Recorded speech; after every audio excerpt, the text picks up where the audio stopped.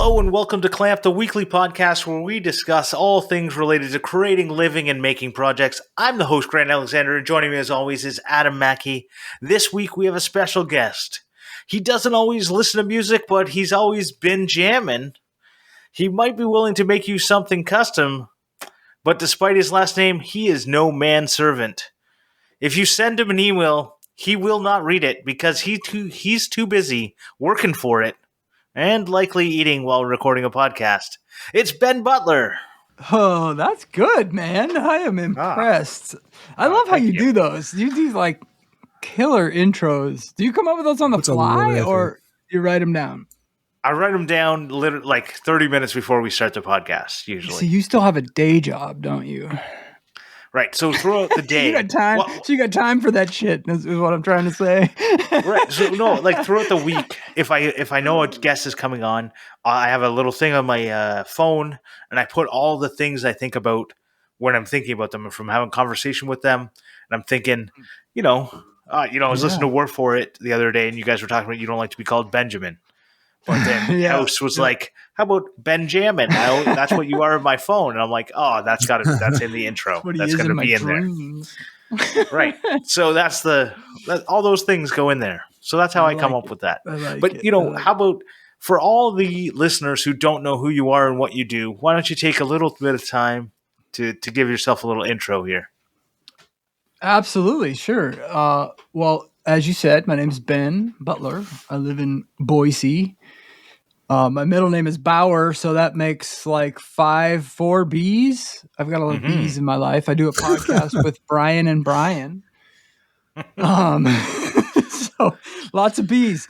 But yeah, so I have a small woodworking and leatherwork business here in Boise. That sort of started about 4 or 5 years ago, I guess, as a side hustle. I used to work for the U.S. Forest Service on a wildfire research and development and technology transfer team, and so we would try to save the government's money on some of the biggest fires in the country. So with science and get more acres to burn so that less could tragically be burned, I guess, in a way. But recently I sort of made the leap to woodworking and making more or less full time at this point. Had some health challenges at the end of last year, and that kind of was a turning point, I guess, in my life where, my ability to work a full day job was starting to be pretty limited at that point. And so just decided, you know what, we're going to just take it easy for a bit here, catch our breath, and lean into the woodworking and leatherwork stuff. And so that's kind of what I've been doing. And it's been a lot of fun. It's been stressful, but good stress, I guess. I don't know. I've always said there's good stress and there's bad stress, and both of them will kill you, Yeah. But yeah, so that's kind of my deal. My handle on Instagram is ButlerBuilt, or ButlerBuilt.us, and that's my website and everything else. Good thing it's not your full name. I know. Well, it used to be. Yeah, it used to be the Benjamin Butler Company. Yeah, and I rebranded maybe a year ago. I think it was. You know what you got to do, by the way, is you got to have somewhere on Instagram that if you search the Benjamin Butler Company, that you still come up. Because that is a hard thing to do. And that's one of the biggest drawbacks to renaming your Instagram account, honestly. Yeah. But, so I guess I've seen a lot of people just put formally the Benjamin Butler Company in their bio. Well, I'm kind of like Prince, I only need one handle. And anyways, so go ahead. I was going to say, Dave's still drunken woodworker on a lot of things. Yeah. Pachuto. Yeah. And he tries really hard to shed that label. He really tries hard these days. And it's like, sorry, he's still a drunk. Once a drunk, always a drunk. So we're coming to the end of 2022, and I've started seeing a lot of people talking around the internet, including Ben, and this is what has started this topic of conversation. Is a lot of people are talking about the goals and goals for next year, and a lot of things. And I've seen a bunch of different posts on on Facebook and Instagram and all the things talking about what people's goals are, and they're setting their goals. And I wanted to have a conversation. As we finish this, I don't want to actually talk a lot about what our actual goals are, but more about how we set goals, what's important when setting goals, and that sort of thing. And so Ben's recent post was actually about SMART goals. And despite almost about smart, it was more like SMAT goals, but he missed the R, but it's okay. He's like Homer Simpson, right? It's all good. Ride, baby. I am let so smart. Ride. SMRT. I'm so fart. Yeah. So so why don't you tell everyone what SMART goals are, and we'll start the conversation there. Yeah, it's kind of a corporate thing, isn't it? To some extent, I think, but relevant in leadership courses that you would take, that kind of thing, business courses, that kind of thing. It pops up in those, mostly in those, environments, but it's an acronym for specific, measurable, achievable, relevant, and time sensitive or time based, basically. So your goals, in a way, well, the way it works, or the way it's been written to work, is that your goal needs to pass each one of those red face tests, right? So if there's no sense in making a goal if you don't say when it needs to be accomplished by, right? And then it's just a goal. What, by the time then it's a dream, die, not a goal. Yeah, right. I'd like to make $1 million this year. That at least has a time component to it. It's so basically, as you're building goals, and again, this is just one way to do it. It's not even necessarily particularly how I do it, but it's one way to do it. Is you could use those, 4 or 5 things to say, to determine whether or not you're writing good, solid goals. Right. Yeah. Do you guys? Do you make a point to make an exercise out of creating goals, whether they be personal or business based, for your your woodworking or anything like that? I often think about it, and part of this is I think about it because they obviously work for the government, so SMART goals come up, right? Because they grab onto any acronym they can. I lived that life. Yep. Right. So I've learned about this before, but it's the type of thing, when I learned about it, it actually makes a lot of sense. A lot of people will say, like, I want to lose weight. Okay, great. That's a great dream, but it has have at it, brother. It's not specific. It's not measurable. It's not put down the ice cream scoop. Right. It's like all these things, like you need to be able to say when, or else that goal is never going to be done.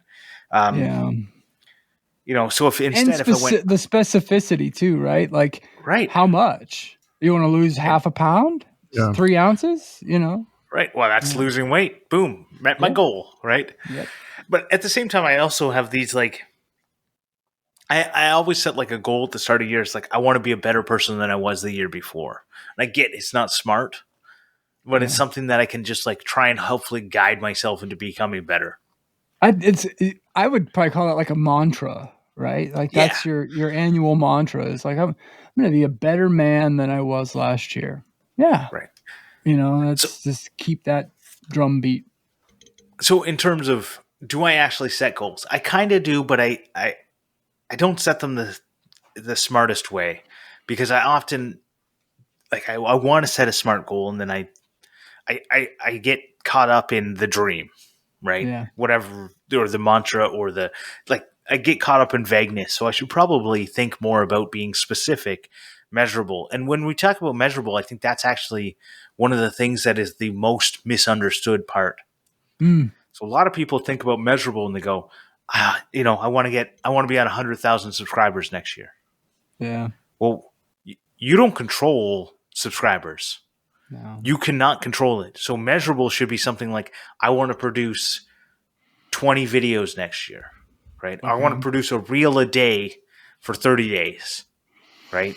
It's more That the is how, you think? Is it the how? it's measurable though. Could be. It's Yeah. you one reel per day. You're Right. measuring But that. I'm saying that the measurable part is that kind of I sometimes equate that to the how. Okay, well, you want to grow on Instagram. That's your goal. I would like to show steady growth on Instagram by the end of quarter two by producing one reel per day that's no longer than 9 seconds each. Sure. Like there, so you kind of get really deep, and I think sometimes it seems daunting. Like the goal itself is like, fuck me, that's a lot of goal there. But Well, that's the yeah. achievable part. That's the Right. A. So a lot of people I'd like to do. We can talk about Adam has got a great example. He was doing one video a week for a while on YouTube. Was that? And maybe you had a goal. I don't know if you did or not, but maybe you had. I want to do from now until the end of the year X number, which was like one a week for this long. Did you have a goal on that? And then was that actually achievable? I didn't really have a goal on it. It wasn't. There was no sort of I want to put out a video a week for a specific amount of time. It was sort of for the foreseeable future. I want to put out a video a week, and I thought I could do it. I thought it was achievable at the time, and then I missed recording for a week and lost a week off what I was ahead on. And then I missed the next week. And then next thing I know, I just couldn't be bothered and felt like I was losing it. And then it just got away from me. Yeah. And I realized that it wasn't an achievable goal to put out weekly videos at this stage in my life. In saying that, I think you can still have goals that don't have an endpoint. I mean, I have a goal to reach 1,000 subscribers, but I don't really have an endpoint for it. I would have liked to do it this year, but I know I'm going to get there eventually. If I can. That shouldn't be a goal. That's not a goal. That's a milestone of success. Sure. Right? So that should be part of how you can measure things, but it's really not like it shouldn't be. Your goal shouldn't be the number of subscribers. Your goal should be I want growth. I just like when I think about goals and I think about if it's outside of your control and you cannot influence it other than like you produce more videos, you're likely to get more subscribers, but it's possible you get less, right? Like it happens. Yeah. And I think that you're absolutely right. And maybe this is where I was kind of half joking, but not really. When we were messaging before the getting on the show, and it's like, well, I don't have any goals, and I'm in a way I don't. I'm a one person show here, right? Right. And so I this is part of what I struggle with as a former government employee, right? And I saw this. So the field of wildfire is it's very like good old Boise, right? So you have to come up from the field for the most part. It's very hard to not come up from the field into a leadership position, right? So a lot of the jobs even have like 90 days on the line experience required. So you have to spend a minimum of 90 days throwing dirt at wildfires to even be considered for the job. What I found, so when I got my job at first, I didn't have that requirement, but I was a GIS person, so I was making maps and on the technology side of it. So like, well, we don't really give a shit. You're familiar enough with wildfire. I was doing fire effects monitoring and all kinds of other wildfire stuff before taking that job. So yeah, come on, we'll teach you what you don't know. Basically, you teach us what you do know. In that environment, what I noticed was that these people that came from the field, excuse me, there's only ever one goal. Well, technically there can be two goals with wildfires now, but in general, there's one goal with a wildfire, right? Put the fucking thing out. Right. Like there's no debating that. And so what I found was that these folks would come into these desk jockey office positions in a position of leadership, and they were unable, some of them, to create a goal. They were unable to manage a team of people towards accomplishments and develop a concise leader's intent that would, inspire and entangle a team to create greatness. They couldn't do it because all they Because knew they were was literally fucking fire out. they were literally used to putting out fires, Exactly. which is not a good leadership. Like, it's a great leadership skill in a crisis, but it's not great in a period of calm. You need someone who's not used to putting out fires 24/7. So they say, like, wildfire and the military build the best leaders in the world, right? And I say, I don't doubt that. I do not doubt that. But when the goal is as simple as shoot the fucking bad guy and put out the fucking fire, right? I'm not saying it's easy to do, but we worked for it was a brand new program. It was a research and development team, an R&D team. And we took a bunch of old paper-based processes that dudes used to do on the hood of a truck with a big map and a red pen. And they would say, these are our areas of concern. We want to keep fire out of here. They develop a strategy. The paper form forced them to consider alternatives. What if we don't keep the fire from burning down the bald eagle nest? What's the fallout strategy then? So they'd have to go through this exercise, and it would normally take them about an hour, right? Pretty damn simple. Everybody'd roll the paper up, or they'd run off copies. They'd roll the son of a bitch up and stick it in their cargo pocket of their fire pants, and the thing would never be seen again. So in that case, what we found was dramatically missing from the wildfire environment, from the theater, of suppression that was going on, was that there was an extreme lack of objectives and goals, right? And so there was no course of action beyond put out the fire.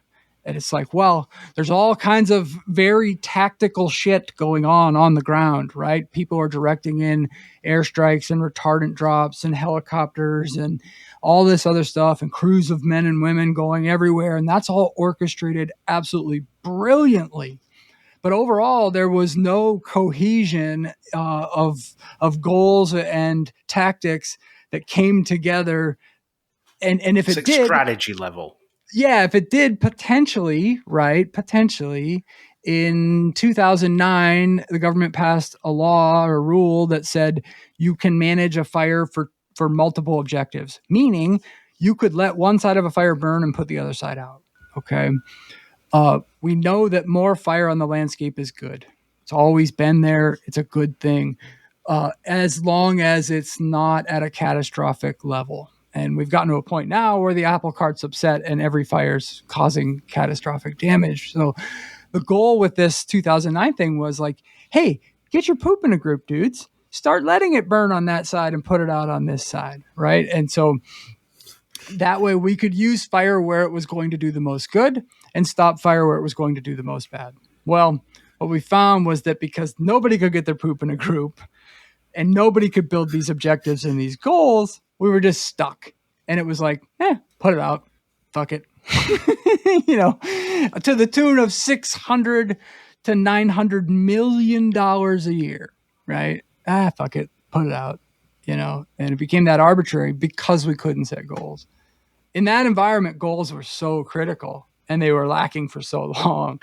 So I use that kind of as an anecdote to say, I downplay them all the time with my own business and my own life, but I venture to say if I got my poop in a group, I could be a lot better off than I am, right? Poop in a group. This is a new analogy I've never heard before. Well, that's you can use that in a business meeting instead of getting your shit together. I want to talk about this whole manager thing, but I want to go back in conversation for a sec. Grant, your goal that you said that you make every year, There is a thing that really relates to this, and it's something that I've taken on board and I've lost a couple of times and brought back, and it is an army term called killing your clone or kill your clone. And essentially what it is, every night at midnight, your body resets. And your goal for that day is to kill your clone from the day before, i.e. do something better, be a better person the day before. So this is used a lot in the terms with, say, working out. So, all right, I walked a kilometer today. I'm going to walk 1.1 kilometers tomorrow to kill my clone from today. So each day you're getting better and better. Right. Cool. That is, yeah. For a person like me, and I've said it before, I'm the worst motivator of myself, right? The simplicity of that is brilliant because some days I'm going to shoot the son of a bitch right between the eyes, and other days I'm just barely going to whip his ass, right? And so I think the beauty of it, room in there. The beauty of it is, so say it's like I want to walk 1 kilometer, and say you make it all the way up to 5 kilometers, and then the next day you take a break. Well, all you got to do is walk 1. Yeah, right. But have you killed your goal? No, have you killed your clone when you took the break? It doesn't matter. It's reset. I'm only killing yesterday. He said this walking's a bunch of bullshit.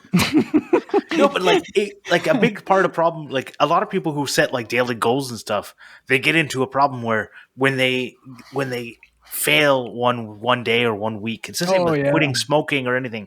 I broke down and I had a cigarette. Okay. Yeah. Well, guess what? Tomorrow, all you got to do is have 1 less cigarette than you did the day before. Right.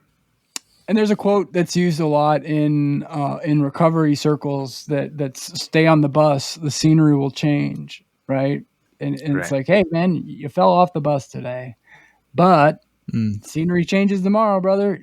Keep at it, which I think is also pretty brilliant. Goals are really funny, and now being a business owner, which to me is so strange to begin with. I think when you're working a day job, and we hear it all the time, right? Oh, you're living the dream. You got to quit the day job to make this shit for a living. Whoo, brother. Yeah. Well, some would probably say that my story anyway fits that description. I can tell you from experience, there's no like magical fucking switch that gets flipped and you're like, I own a business. What even is owning a business? It's a piece of paper that says Butler Built LLC is now allowed to pay taxes. That's it, Right. There's not like magically some thing that you own now. It's the same as it was. I come out here every fucking day and I make shit. And sometimes I sell that shit and other times I don't. But now I am overly critical of every minute I spend in this workshop because it damn well better be bringing in money or leading to it. So it's like, weird. when I got my CNC, my wife and we started a business and we paid the money. We paid for our business name and all that sort of stuff. A year later, that business name expired. We never did anything with it. When I first bought it, I'm like, oh, look at me. I'm a business owner. Yeah. No, I'm not. It's more tangible to buy a domain name, right? Like it's 10 times more tangible to own a fucking domain name. Owning a business is like I said, literally the only thing that you get out of it is the ability to start paying taxes. Oh, and of course, the other thing everybody thinks about that doesn't have a business is, but you get to write off everything. You're writing off tools and fucking drinks. They need to listen to Christy and understand what writing off actually means. Christy is one of the few people that I go, you get it. Because so many people don't understand what writing off means. A lot of people think when you say write off, it means, I don't have to pay for it. And it's I go, free. Yeah. Right. It's not free. That's not that writing off. And I guess the way I look at it and the way I've described it to a number of people that legit, like, I give them a lot of props because they literally just came right out and they're like, hey, dude, I had no fucking idea what that means. Like, can you tell me on the down low, and, I explain it like, look, you're going to spend that money one way or the other, right? In fact, I just used this to explain it to my 7-year-old the other day. And I was like, Sam, he's like, what's a write-off, Dad? And I was like, well, you've clearly been watching too much YouTube, first of all, that you even know that word. But I said, well, here's the deal, right? At the end of the year, I owe the government a bunch of money based on how much I made, and I've got to pay that regardless. If I just pay it as taxes, I really don't get anything in return, right? But if I have something that the government has said I can write off, then I actually get a tangible something out of spending that money, right? Either way, I'm going to spend the $1,000 to buy the new sewing machine or the new table saw or the whatever. It's going to get spent, going to be gone, never going to see it again. But if you have a write-off, hey man, you get something out of it, right? And so so that only matters if you are owing money. Yeah, well, that's a big thing. I'll leave that to Christy. Well, Christy and I had enough to have to own hour phone call. It was awesome because I pestered her for a little bit, and I said, "Look, because I see her position, right? If you're an accountant all day, the last thing you want to do is come home in your fun free time and not woodwork for 3 nights a week because you're doing maker's taxes." But I said, Christy, people don't know this stuff. And people don't know it to the extent that they avoid it. You know, they don't do it. And I don't think there's a problem with a lot of people getting audited. But, man, I will say a couple hours on the phone with her, and it's like, oh, there are a lot of ways that your side hustle, I'll say, or your full-time business to an extent. But if you're running a side hustle, I'm pretty well convinced after talking to her, like it would be very much in your benefit to file as a legal business entity, do your taxes because of the programs that are in place here in the States anyway, right? Dollars you can write off, expenses you can write off, all that kind of stuff. It is very much worth it. And I think everybody dreads it like the fucking plague, you know?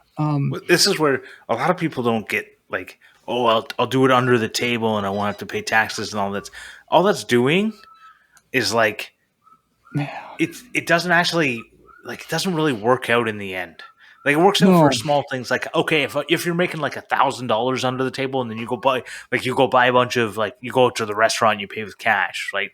Like, if it always stays cash, it's not traceable. But as soon as you're buying stuff, it doesn't make any sense. If you're going to a business and buying a table saw, you should have been a business buying it, not even if it's like a sole proprietorship or whatever. But that's so. I think we're getting a little off goals. Tax tips from part-time podcasters. Yeah.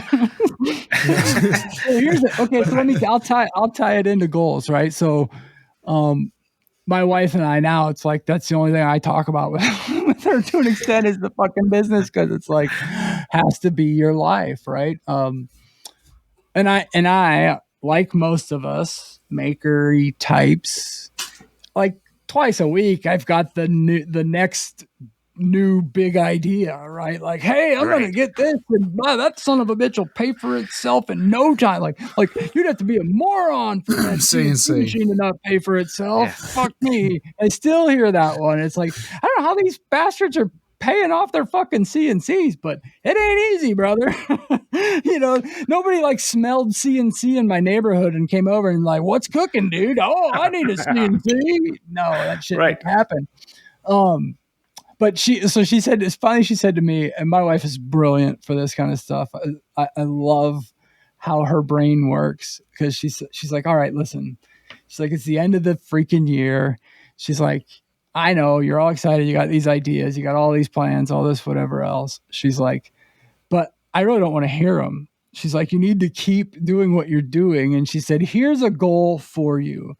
She's like, build the best business processes that you can, right? Build better business processes than anyone else, right? Like, and make that your mantra for this coming year, you know? Right. And she's like, don't be the dude that has a shoebox full of fucking receipts that he needs to enter into some system or whatever, right? Don't be the guy that doesn't understand QuickBooks or understand write-offs or what you can write off, right?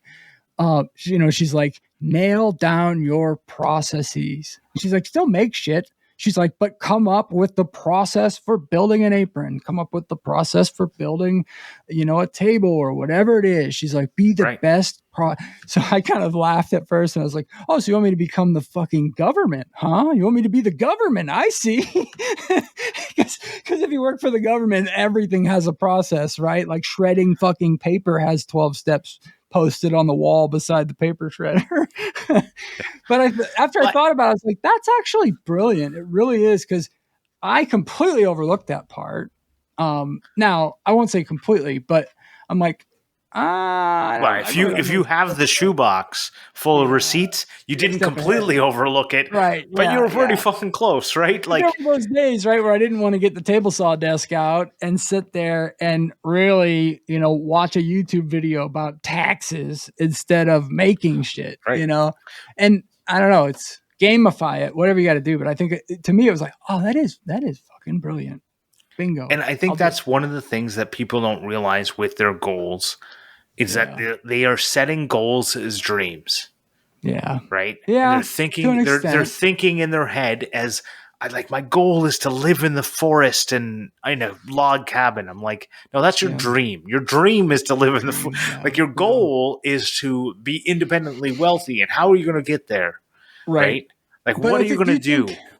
Do you think it's a terminology thing? Because if I said to those same people or yourselves, let's sit down and write some objectives for the year. Would that would be less like, I want to have $1 million, and it would be more like, oh man, I want to nail down this or this process, or, hey, we really need to tighten up the shipping department, or whatever it is. Right. Yeah. And I agree 100%. It's always comes down to, what do I think that word means, and what do you think that word means? Yeah. Yep. But when people talk about goals, and they talk about them in a way that doesn't make any sense to me, because they talk about them in, I want 1 million subscribers. Great. What does that even mean? Right? Oh, Ben is frozen. Oh, there. What are we looking at, Ben? I think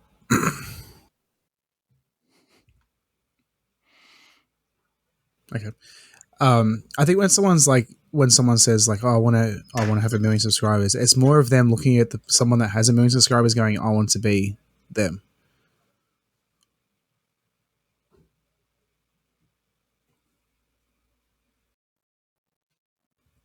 Can you hear me?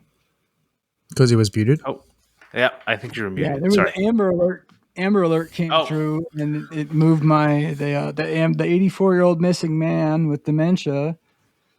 Amber Alert moved my AirPods to my phone instead of my MacBook. I gotcha. Good old I was like, what's happening? I forgot where I was for a minute there. Fuck me. Shut up, man. So I think a lot of people talk about goals in a way that they're actually talking about milestones, and milestones are things along the way that show you're on the right way. Yeah. And I think it's all terminology, and I think you're all right. Like, I don't think it matters. Call it goals, call it dreams, call it milestones, call it whatever you want to call it. All I know is, like, I remember Morley was like, I want to get to 10,000 subscribers. And then he had that video pop off. And then he was like, no, you know what? By the end of the year, now I want to get to 100,000. Right? And then he did. But what are the, like, I would be curious if you asked him, like, okay, I want to get to 10,000 followers. And you see that, I've said those types of things. And I feel it more today than maybe 4 years ago, 4 years ago, right? But okay, you want to get to 10,000 followers. How the fuck are you going to do that?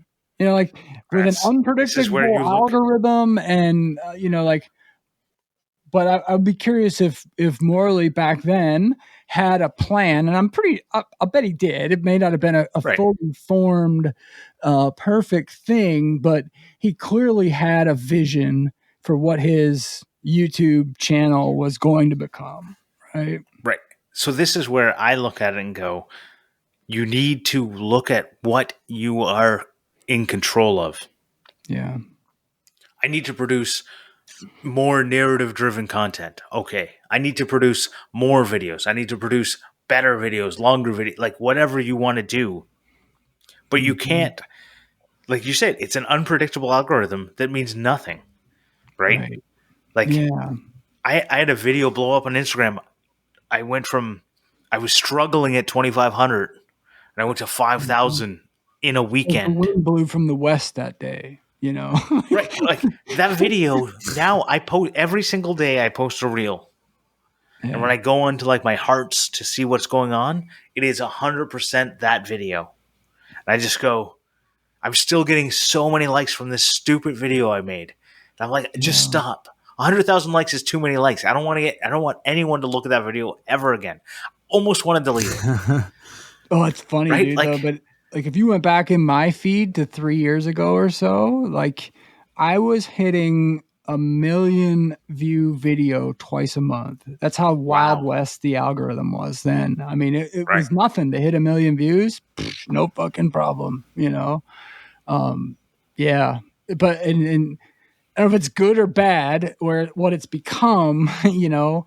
I think there is some good about it. It needed throttling. It really truly did, because it was insanity back in the day. It was TikTok-y, you know. But yeah. Yeah, well, that's another thing. Adam. It's hard with something with like a sub goal. Like you said, you can't control the algorithm.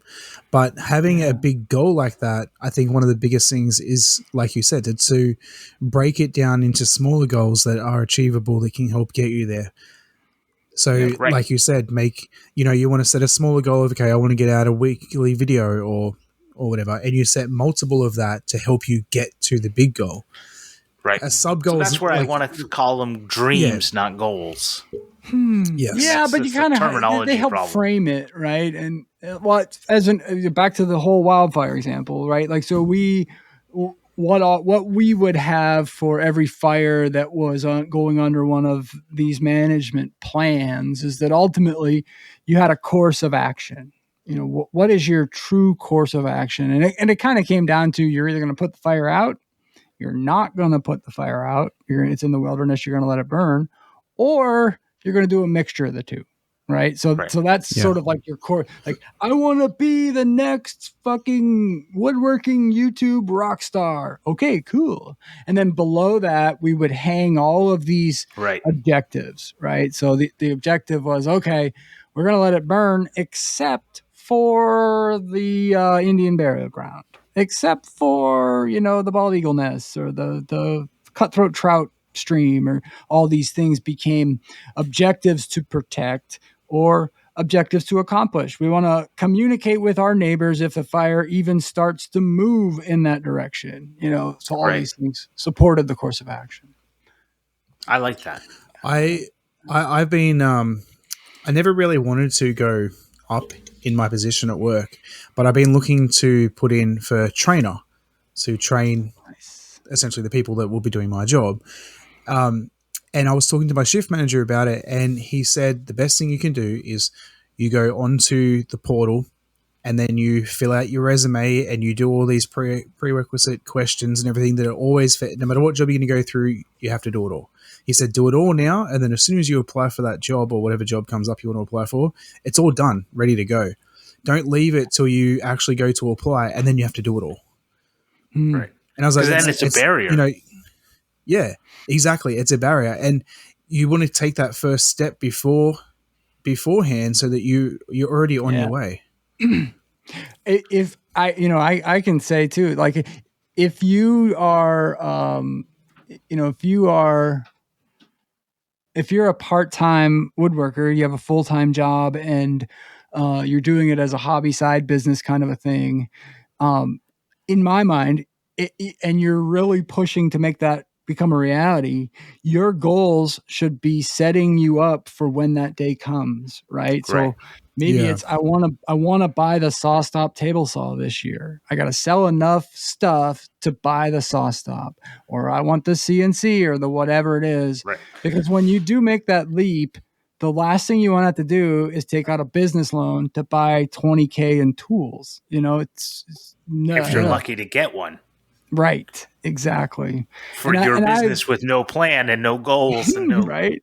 And I thank God was pretty well set up when it came to tools before I had to make that jump. But if not, I'd be screwed.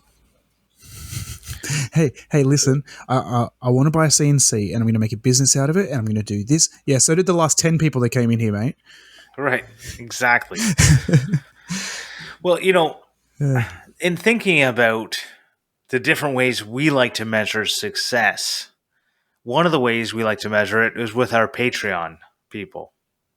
So I want to thank our Patreon supporters, especially the F-Clamp level, Brent Jarvis from Clean Cut Woodworking, Vincent Ferrari from Digitally Creative, Scott Oram from Dad It Yourself DIY, and I'm very sorry for the Scott Oram lovers. We tried to get him on last week, but the technical difficulties of all three of us disconnecting from Zencaster Mate, multiple if we released our pre-show last week. Yeah. Anyways, so Scott's going to be on in the new year. Thank you again, Scott, and I'm sorry. Joe Herdina, Lawrence from Maritime Knife Supply, Rich from Low End Design, and David Wood from DW Wood Builds.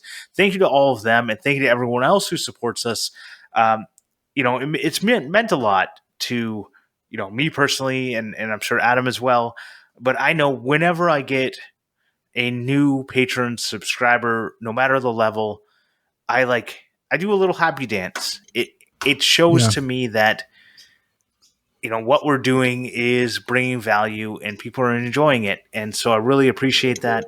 And if you want to get access to this episode's 30-minute pre-show and probably another 30-minute after show, unless Adam needs to run, as well as a leather keychain made by me, you can go to patreon.com/clamp.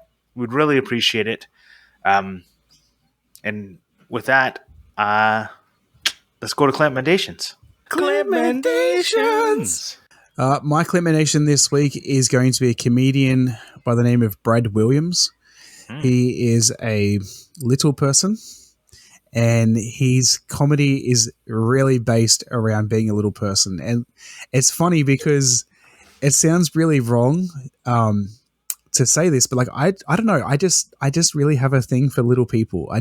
I think, and he makes it that's one of his main jokes is that people just love little people, and for some reason we just do. And I don't know, he's just so funny about everything to do with a little person. Yeah, I think I've seen him a bunch on TikTok recently.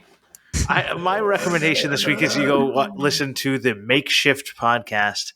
I was a guest on there, but that's not why I'm recommending it. They were talking to me about how many listeners they get, and I don't think they get enough for how good of a quality of podcast they put out there. Not even so. close. Chris and Corey, Chris Powell from Full Steam Designs, and Corey Stanley from Odyssey CNC. They make a great podcast. They got great guests, especially when I was on there. But they've had other good guests. Dropping the truth bombs you were on that podcast. Yeah, I think I was six or seven beers deep when I did that one. I was wondering. I was going to ask you that. I was curious because it was funny. I could tell. It was like as it went on, it just looser and looser. But that's fun, man. It was good. It was good times. So fun. They're great people. So go have a listen. Yeah. And Corey, I'm pretty sure was 13 or 14 beers deep. Oh, he is fun. He's really fun. Yeah. How about you, Ben? What do you got? I'd recommend Corey for sure. Yeah. That's a quickie. But there's a dude, I want to say he's in Arizona or New Mexico, one or the other. And I'm trying to find him quick just to make sure I have the tag right. But it's tfsbuilds.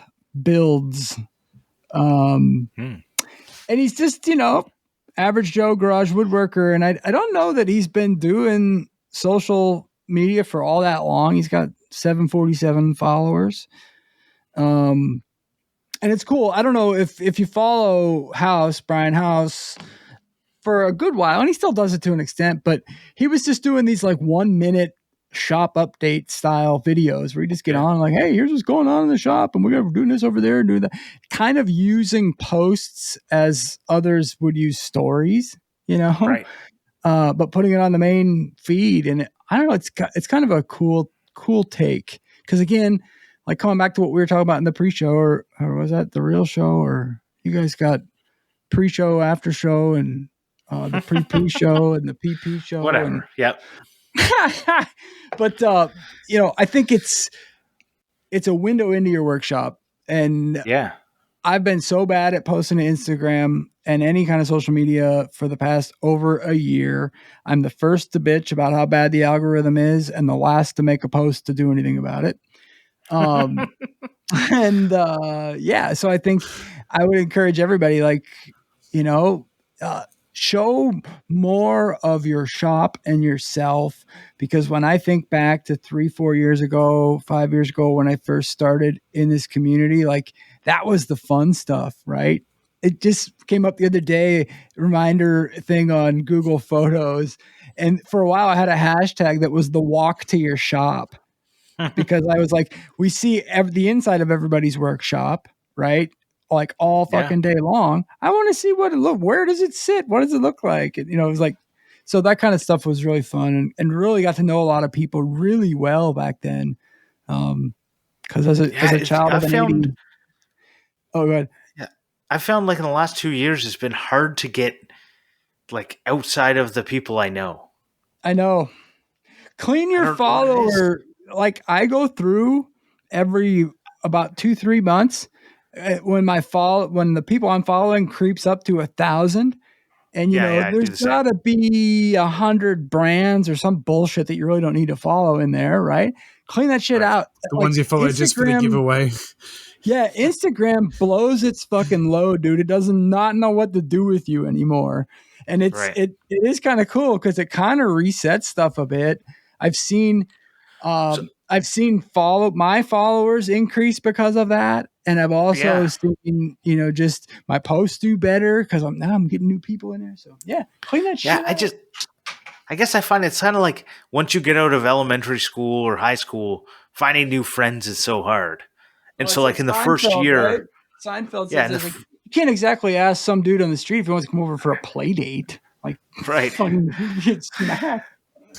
So I feel like the first year I was on Instagram, I was making that's how I met Adam and stuff on YouTube. I was making friends left, right, and center. But as I've gotten into this weird spot where I'm like, I'm no longer a small creator, but I'm not a big creator.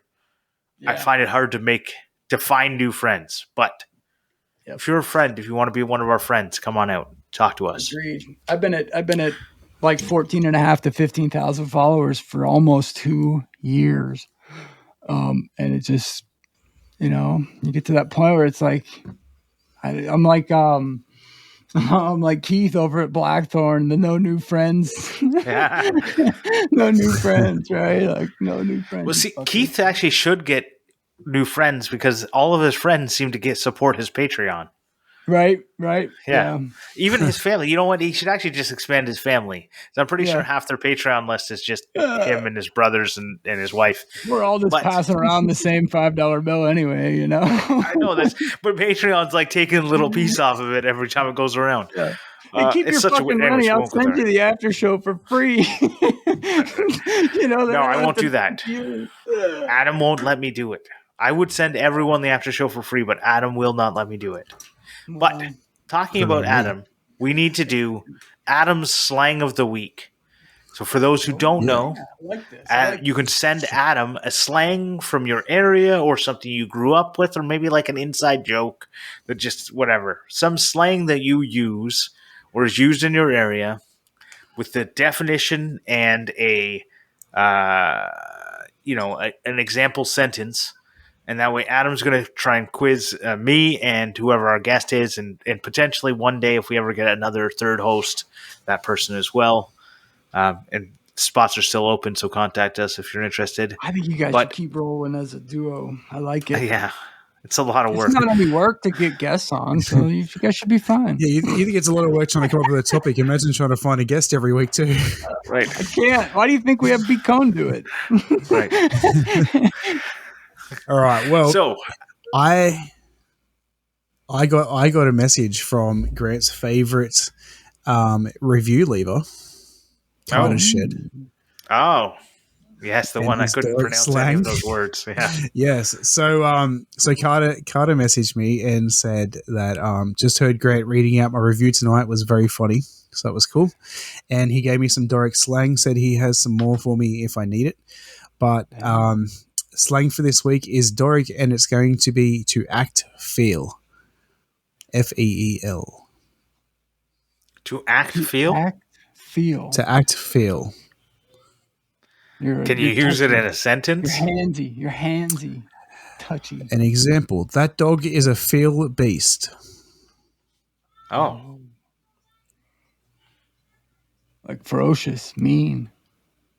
I'd say like the opposite. Like that is a calming and like you could go up and pet it because you could feel it. All the feels. What's the answer there?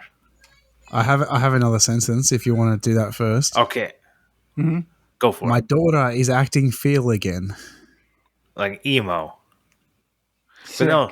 Okay. Just give us the answer. Okay. Okay, so he said it means to act stupidity. Oh. So for example, the dog is a feel beast. The dog is a silly animal. Yeah. Or my What daughter is being language silly. or what? Where is it from? Doric? What? I don't know what Doric is. I think it's Irish or Scottish. No, that's Gaelic. When I say Doric, I assume like Welsh. You're a dork. No. Yeah, Welsh, I guess. I don't know. What's No, Welsh is Welsh. What about Viking? No, I'm pretty sure. I feel like Vikings. Doric to me just makes me think of Vikings. How do you spell Doric? Doric. D-O-R-I-C. Sounds like it could be like a Star Wars thing too. Carter is based in Scotland. Oh, it's okay. It's a dialect of ancient Greek, spoken especially in Sicily and southern Italy. Oh, okay. There you go. Okay. Well, Wow. it is what it is. Thank you very much for that. If you guys have some fun slang, send it on over to Adam. You have to message Adam directly. This is the way we get Adam onto Instagram more than once a week, is that you message him and he'll go on there. I don't know about before than once a week. He can still get away with just once a week if he if he happened to do it on Wednesday afternoon. Right. Thursday for him. So this is going to be our last show for 2022. So as we're ringing out the new year, I want to thank everyone for coming along for the ride that was, this crazy year. We're going to take the next 2 weeks off. We'll be back in 2023. We've tried doing the podcast over the holidays, but there's just so much going on. It makes it really hard to record. So Ben was our very, very last guest. So I want to thank him. But Adam has something to say before I just want to quickly say before we move on, because so when we say, for instance, last week I couldn't get an episode out, we did a Clamp. What do we call it? Classic. Clamp Classic. Now Grant said we shouldn't bother putting out a Clamp Classic for the next 2 weeks, but I want to hear from our supporters and our people that listen to us. Would you like me to put out a Clamp Classic for the next 2 weeks? Right. Or do you we get 2 people that say yes, we will do it. And it can't include Ben. Ben's already said yes, so we only need one more. I dare you to put out your first episode. No, we will never do that.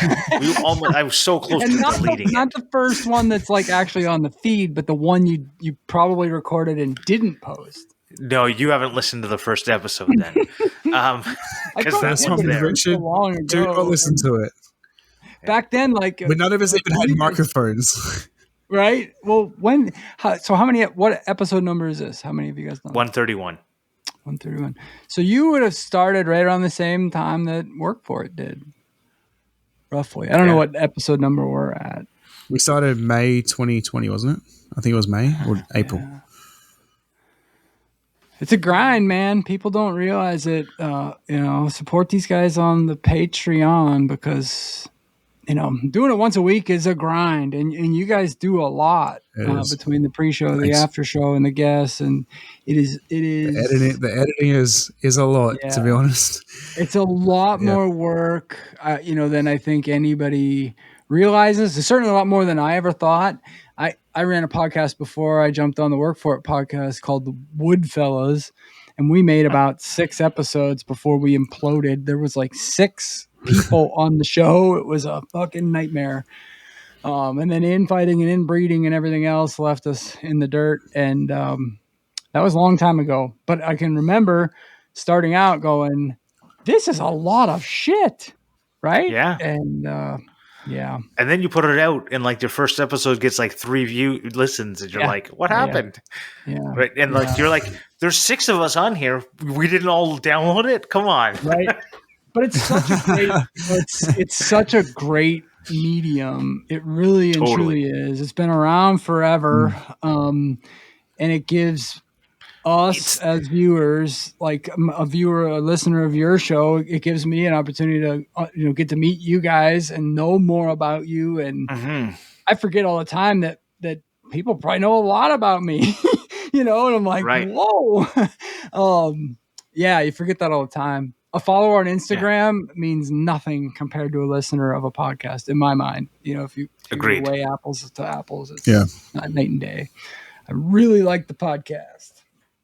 And you guys do a great job. Thanks for having me on. I really appreciate it. Thank you for coming on. Absolutely. Why don't you take a second, tell everyone, I know you said it at the top of the podcast, but if anyone's still listening and now they've heard you and they actually want to follow you, where can they find you? Whatever. Butler built or they want to block you. Yeah, they want to throw egg at my face. Butlerbuilt.us. Very simple. 1 T. But. All right. Lurbuilt.us. Perfect. Well, thank you very much. Ben really likes to talk, and I think he should start a podcast. Yeah. Bye. All right. No, whoa. Thank you, TF Turning, for the theme song. Thank you, everyone, for watching and listening. You can find us on YouTube, Instagram, Facebook, all at Clamp. See you guys in 2023. You do the tweets? Happy New Year. Happy holidays, everyone.